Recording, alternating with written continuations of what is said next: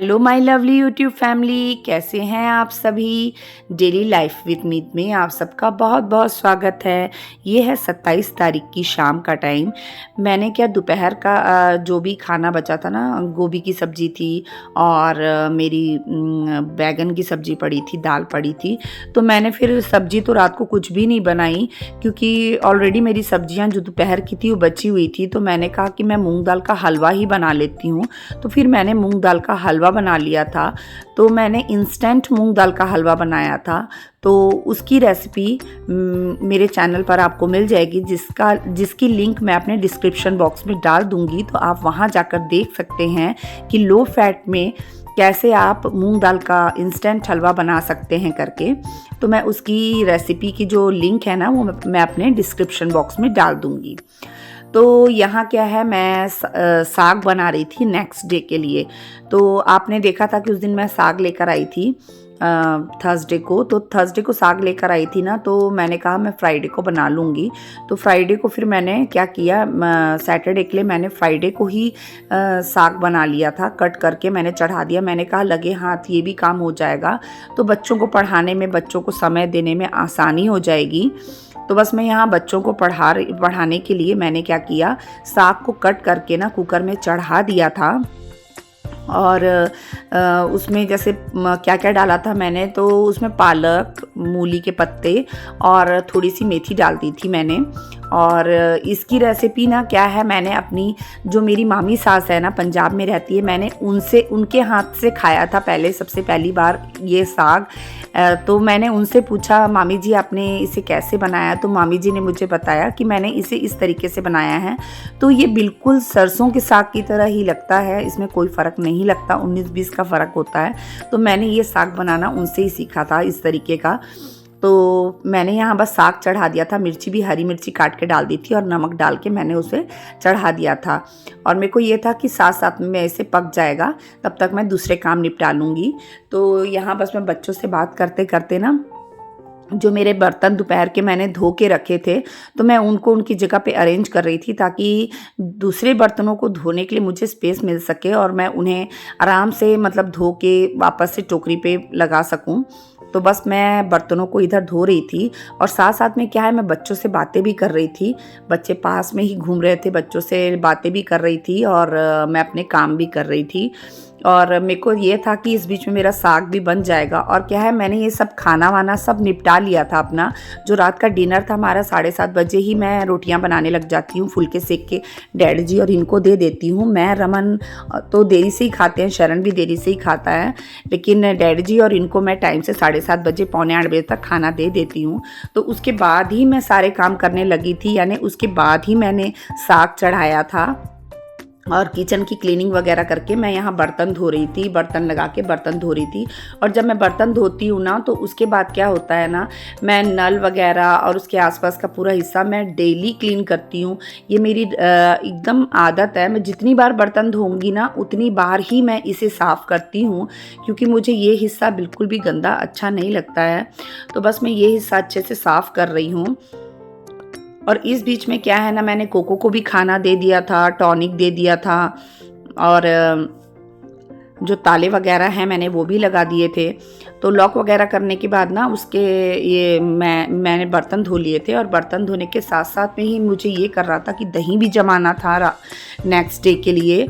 और दही जमाने के साथ साथ मुझे और भी काम रहते हैं। जैसे मैं पूरा क्लीनिंग करने के बाद, जब मैंने पूरा किचन क्लीन कर लिया, फिर मैंने झाड़ू भी मारना था, पोछा भी करना था, क्योंकि मैं किचन में रात को ये चीज़ें करके सोती हूँ। तो बस मैं अपने काम करने में लगी और ये हो गया मेरा पूरा किचन क्लीन और अच्छे से साफ़ सुथरा मैंने कर लिया किचन को। और यहाँ पे साग, तब तक उतनी देर में साग अच्छे से बन चुका था। तो बस मैं यहाँ आटा डाल के उसे घोट के रख रही थी। और यही काम करते करते ना 10:15 हो गए थे। फिर उसके बाद मैं रमन को लेके बैठी। मैं अपनी मेडिसिन मैंने खा ली थी, क्योंकि मेडिसिन टाइम से लेना बहुत ज़रूरी होता है। तो बस मैंने मेडिसिन ले ली और उसके बाद में फिर मैं रमन को पढ़ाने बैठ गई थी। तो रमन की जो मैंने फ़ाइल वगैरह बनाई थी ना सुबह, तो वो आज उसका मतलब सुबह वो था वाइवा था इकोनॉमिक्स का। तो उसकी जो फ़ाइल थी ना, उसकी फ़ाइल देख के उसकी मैम बहुत खुश हुई थी। उसके फ्रेंड्स उसको कह रहे थे कि अरे ये तो बच्चों के टाइप की तू फ़ाइल बना के ले आया है, ऐसे कौन बनाता है। लेकिन मैडम ने उसे बहुत ज़्यादा एप्रिशिएट किया कि तुमने बहुत अच्छी फ़ाइल बनाई है, तुम्हारी फ़ाइल सबसे अलग और हटके है, बहुत सुंदर है तुम्हारी फ़ाइल। तो रमन बहुत खुश हुआ और उसका जो इकोनॉमिक्स का जो वाइवा था ना वो बहुत अच्छा गया। तो वो बहुत ज़्यादा खुश था और बस मैं यहाँ उसे पढ़ा रही हूँ। उसका नेक्स्ट डे भी, उसका सैटरडे को भी वाइवा था, तो बस उसकी तैयारी करवा रही थी मैं। यहाँ उसका बिजनेस का वाइवा था, तो बस मैं उसकी तैयारी करवा रही हूँ। उस कहने लगा मम्मा प्लीज़ मेरी हेल्प कर दो, मेरे को थोड़ा सा पढ़ा दो। तो उसको जो थोड़े बहुत डाउट होते हैं ना उसको मैं क्लियर कर रही थी और उसको मतलब शॉर्ट में उसको बता रही थी कि ऐसा बेटा याद कर सकता है तो कॉपी में लिख ले करके, तो कॉपी में लिखा रहेगा तो तेरे को अगले दिन पढ़ने में आसानी होगी। बस मैं उसको यही बता रही थी। तो वो नोट कर रहा था। करते करते हमें 12:30 हो गए थे यही सब बच्चे को पढ़ाते पढ़ाते।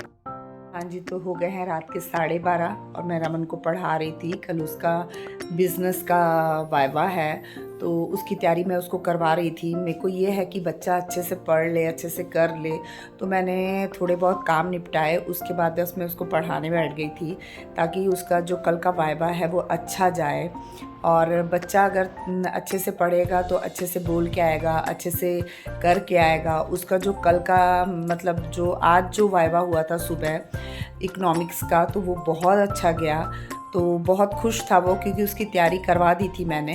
अब आज जो कल उसका होना है उसकी तैयारी मैंने आज करवा दी है। तो करते करते 12:35 हो गए हैं अभी। तो बस अब हम सोने जा रहे हैं। तो आपसे मिलती हूँ सुबह, तब तक के लिए गुड नाइट। हाँ जी, तो ये है 28 तारीख का दिन यानी आज की मॉर्निंग का टाइम। और बस मैं यहाँ एक तरफ नाश्ता बना रही थी और रमन को एक उसका टॉपिक जो था वो रह गया था, तो बस मैं वो साथ साथ में वो भी करवा रही थी और नाश्ता भी डाल डाल के सबको दे रही थी। शरण सबको नाश्ता करवा रहा था। तो इनके और डैडी जी के लिए मैंने नाश्ता डाल दिया था और बाकी मैंने गैस पराठे थोड़े से बनाकर ना गैस बंद कर दी थी और रमन को उसकी एग्ज़ाम की तैयारी करा रही थी। तो रमन के जाने के बाद क्या है, मैंने कमरे से ना पूरे सोफ़े वगैरह के, डैडी जी के कमरे की बेडशीट वगैरह और हमारे कमरे की बेडशीट वगैरह, सोफ़े के कवर सब निकाल लिए थे और सब घुमाने के लिए डाल दिए थे। क्योंकि क्या है ना, कपड़े बहुत कम थे, तो मुझे ये लग रहा था कि जब कपड़े कम होते हैं ना तो मैं एक्स्ट्रा बहुत निकाल लेती हूँ। तो जितने भी घर के टॉवल वगैरह थे मैंने वो भी निकाल लिए थे, बेडशीट निकाल ली थी, सोफ़े का कवर निकाल लिया था, पिलो के कवर, कुशन के कवर, ये सब मैंने निकाल लिए थे। तो मैं ये करती हूँ कि जब 2 कमरों का इकट्ठे मैं निकाल लेती हूँ, तो मैंने वो भी धोने के लिए घुमा दिए थे मशीन में और मैं कमरों की सफाई करने के लिए आ गई थी। बस यहाँ मैंने डस्टिंग कर ली थी और बस मैं यहाँ बेडशीट वगैरह बिछा रही हूँ डैडी के कमरे में। और डैडी का कमरा मैंने फिर साफ़ किया अच्छे से।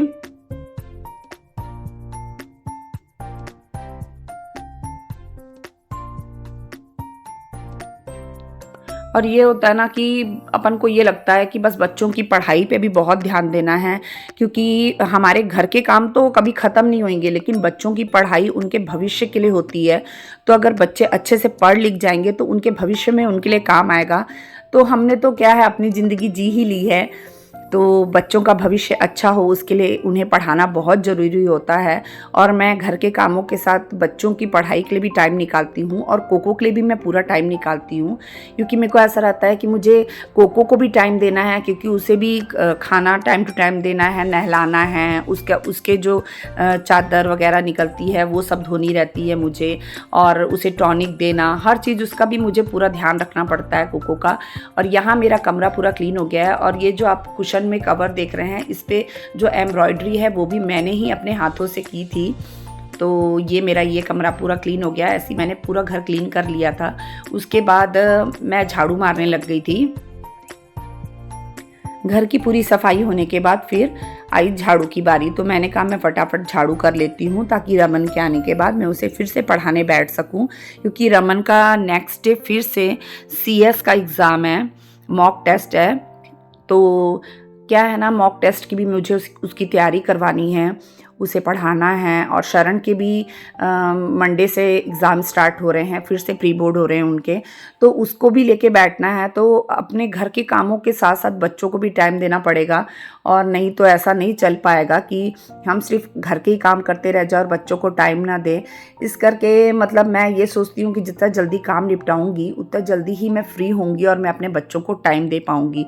तो बस मैं यहाँ झाड़ू वगैरह लगा रही थी। इसके बाद मुझे खाना बनाना था। मैंने साग तो एक दिन पहले बना के रख लिया था, बस मुझे उसे तड़का लगाना था।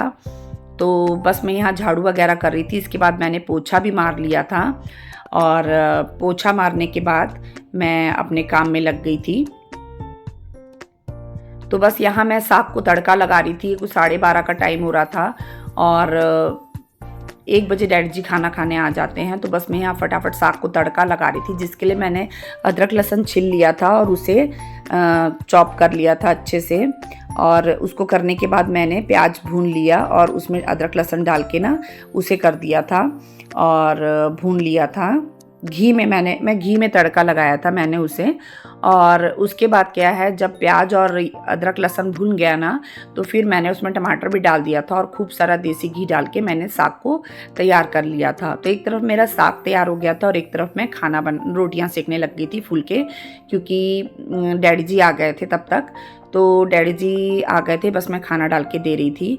तो बताइएगा आपको मेरा ये व्लॉग कैसा लगता है। अगर मेरा व्लॉग अच्छा लगता है आपको तो प्लीज़ मेरे चैनल को सब्सक्राइब कीजिए, लाइक कीजिए, शेयर कीजिए और मुझे ज़्यादा से ज़्यादा सपोर्ट कीजिए और प्यारे प्यारे कमेंट कीजिए। आपके प्यारे प्यारे कमेंट का मैं इंतज़ार करती हूँ, जो कि मेरा मनोबल बढ़ाते हैं। तो मिलते हैं फिर नेक्स्ट व्लॉग में, तब तक के लिए बाय।